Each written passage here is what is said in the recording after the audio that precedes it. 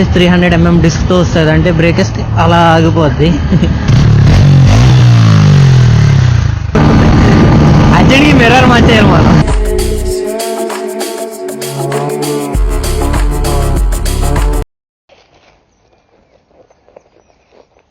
Okay, జై Sriram.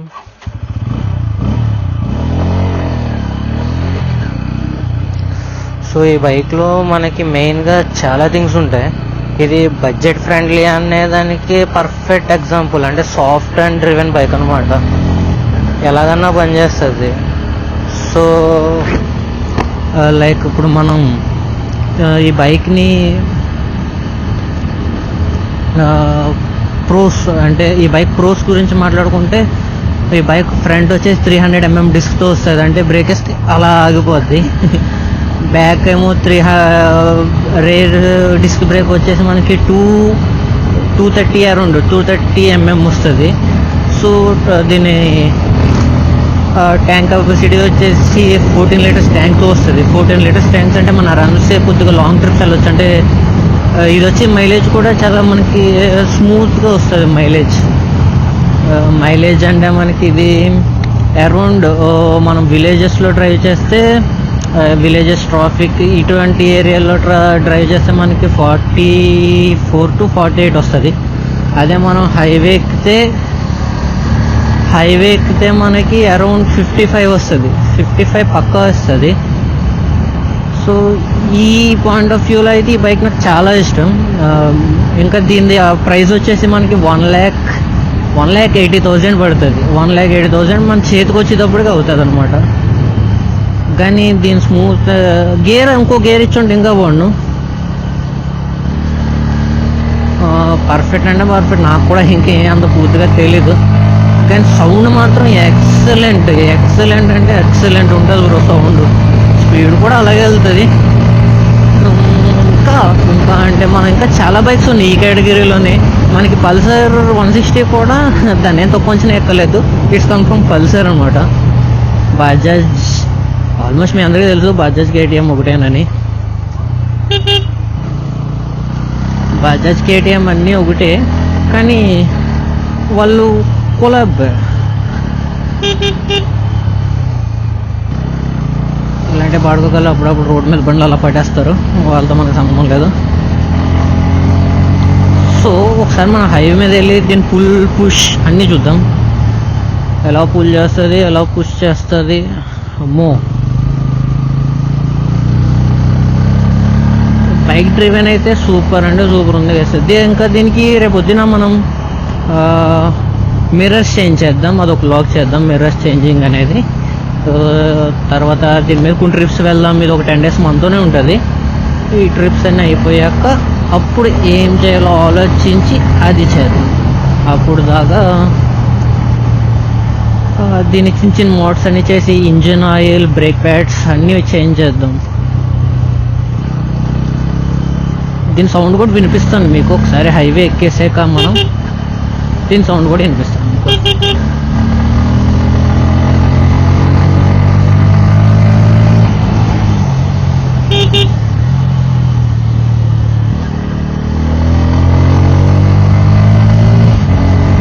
Bike sound అయితే super అంటే సూపర్ ఉండదు. హైవే ఎక్కాక మాట్లాడుకోవచ్చు అనే ఒక పాయింట్లోనే ఉన్నాను నేను. హైవే ఎక్కాక దీని ఫుల్ ఇంకా అంటే ఇంకా హెవీగా ఉంటుంది. So just village roads uncomfortable అనమాట. ఎయిట్ సైడ్ నుంచి ఏ పడక కూడా వస్తాడు, ఎవరికి మనకు తెలియదు కాబట్టి.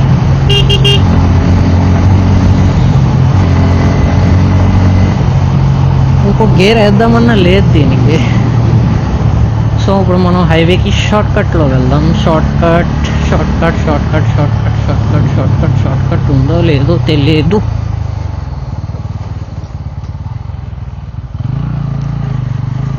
This is the short cut off to get highway. మనం హైవే వెళ్ళడానికి ఇదే ఉన్న ఒక షార్ట్ కట్ అనుకోండి. అక్కడ హైవే కనిపిస్తుంది కదా, అది హైవే అనమాట. నేను ఇంకొక థింగ్ కూడా మాట్లాడడం మర్చిపోయా. ఇది ఆఫ్ రోడ్లో కూడా పర్ఫెక్ట్ ఉంటుంది. అంటే దీని గ్రౌండ్ క్లియరెన్స్ వచ్చేసి మనకి 163 టు 165 mm ఉంటుంది. అంత గుమ్మున ఏది కింద తగలదు.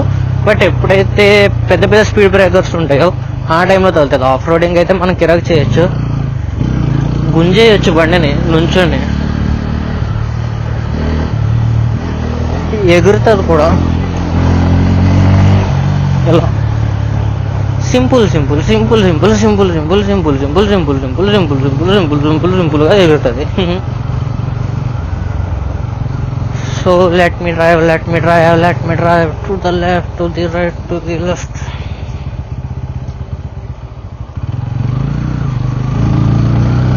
Welcome to the highway mode. Highway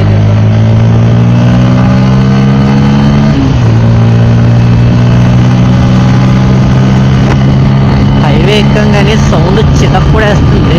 ఇది హైవే కూడా కాదు, వన్ సైడ్ అనమాట. మిర్రరే ఉంది. మిర్రర్ మనం ఫస్ట్ ఈ మిర్రర్ చేంజ్ చేయాలి కదా. మిర్రర్ చేంజ్ చేసేగానే మనం ఏదన్నా మాట్లాడగలం, ఏదన్నా తీయగలం. ఇప్పుడు దాకా మనం కూడా ఏం చేయలేము దేన్ని.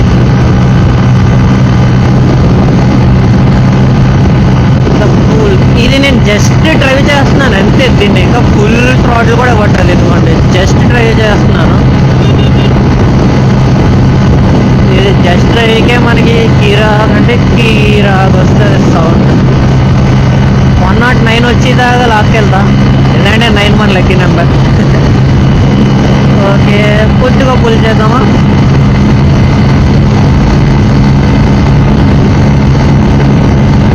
ఇది లైట్ పుల్ అనమాట. ఈ పుల్లో ఈ బైక్ వచ్చి మనం ఎంత స్పీడ్ వెళ్ళినా కూడా ఈ బైక్ మనకి అరౌండ్ 42 మైలేజ్ అయితే ఖచ్చితంగా ఇస్తుంది. అందులో అయితే కాంప్రమైజ్ అవ్వక్కర్లేదు. ఎంత బాధినా కూడా నువ్వు ఎంత అన్నా వాదుకో, నేను ఇచ్చే మైలేజ్ నేను ఇస్తాను అంటారు అనమాట. సో ఈ బైక్ ఏమనుకున్న డిఫరెన్స్ అదే. మనం అటు సైడ్కి వచ్చాక మాట్లాడదాం. ఇప్పుడు మన రోడ్కి ఇటు సైడ్కి వచ్చాం అనమాట. ఇప్పుడు దీన్ని పికప్ చూసాం కదా, దీన్ని ఫుల్ చూద్దాం. అంటే ఇది మనకి బ్లూటూత్ ఫుల్ చూద్దాం అంటే ఇదిగోండి, జస్ట్ 4th గేర్ అనమాట. మళ్ళీ నేను డౌన్ చేసేస్తున్నాను. ఇంకొంచెం చెయ్యి ఇక్కడే ఉంది కదా, క్లచ్ పట్టుకోలే, న్యూట్రల్ అవుతుంది. సో ఇది కూడా ఇట్స్ వాబ్లింగ్ ఇష్యూ ఉంది దీనిలో. సో గైస్ ఇప్పుడు మనం దీన్ని చూద్దాం. ఇప్పుడు ఇది మనకి 5th గేర్లో ఉంది కదా, దీన్ని పుల్ చూద్దాం. అస్సలు జంకట్లేదు, వెళ్ళిపోతుంది 5th గేర్లో. నేను డైరెక్ట్ 5th గేర్లో స్టార్ట్ చేశాను. 5th గేర్లో వెళ్తుంది కదా, లిటరలీ 5th గేర్. దీనికి ఉన్నాయి 5. 5th గేర్లో కూడా ఫుల్ సింపుల్గా తీసుకుంటుంది. Without single hand wobbling issue లేదు.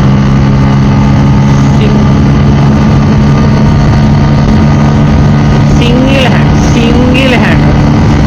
సో 120 ఈ మిర్రర్ తెప్పుతుంది గాయ్స్. It's still 122. అర్జెంట్గా మిర్రర్ మార్చేయాలి మనం.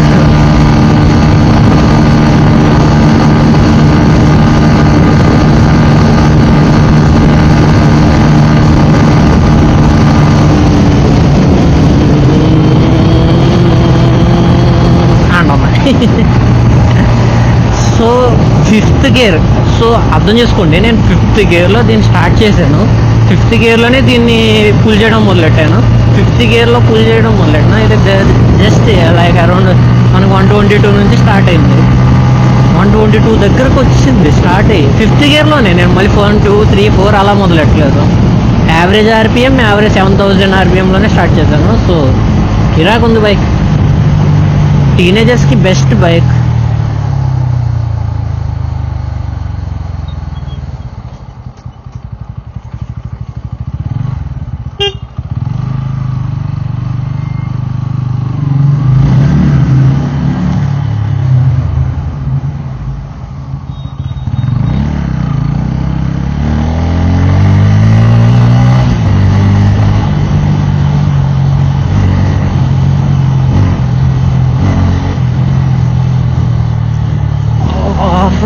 Off-roading.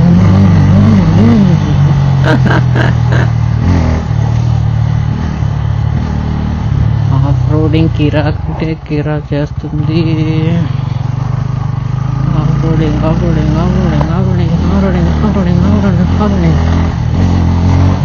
Bro N160 off roading కిరాక్ చేస్తుంది బ్రో.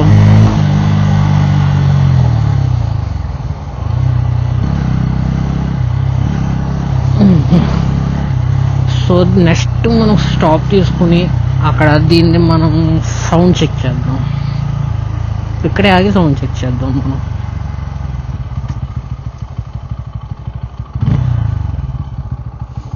ఆపేసాను, స్టాండ్ వేసా.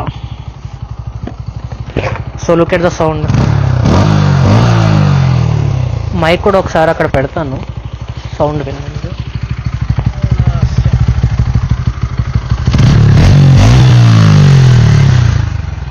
సో ఇది అన్నమాట.